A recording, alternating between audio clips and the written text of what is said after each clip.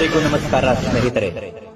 ನಾನು ನಿಮಗೆ ಯಾವ ವಿಷಯವನ್ನು ತಿಳಿಸುತ್ತೇನೆ ಎಂದರೆ, ನಿಮ್ಮ ಮೇಲೆ ಮಾಟ ಮಂತ್ರದ ಪ್ರಯೋಗವಾಗಿದ್ದರೆ, ಪ್ರೀತಿಯಲ್ಲಿ ನಂಬಿ ಮೋಸ ಹೋಗಿದ್ದರೆ, ಮನೆಯಲ್ಲಿ ಬಹಳಷ್ಟು ಕಿರಿಕಿರಿ ವಾತಾವರಣ ಸೃಷ್ಟಿಯಾಗಿದ್ದರೆ, ಅದರಿಂದ ಪರಿಹಾರವನ್ನು ಯಾವ ರೂಪದಲ್ಲಿ ಮಾಡಬೇಕು ಎಂದು.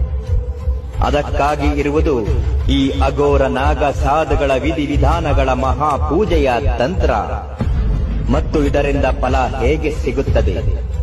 ನಿಮ್ಮ ಮೇಲೆ ವಾಮಾಚಾರಗಳ ಪ್ರಯೋಗದ ದೃಷ್ಟಿಯಾಗಿದ್ದರೆ ಅದನ್ನು ಹೇಗೆ ದೂರ ಮಾಡಬಹುದು.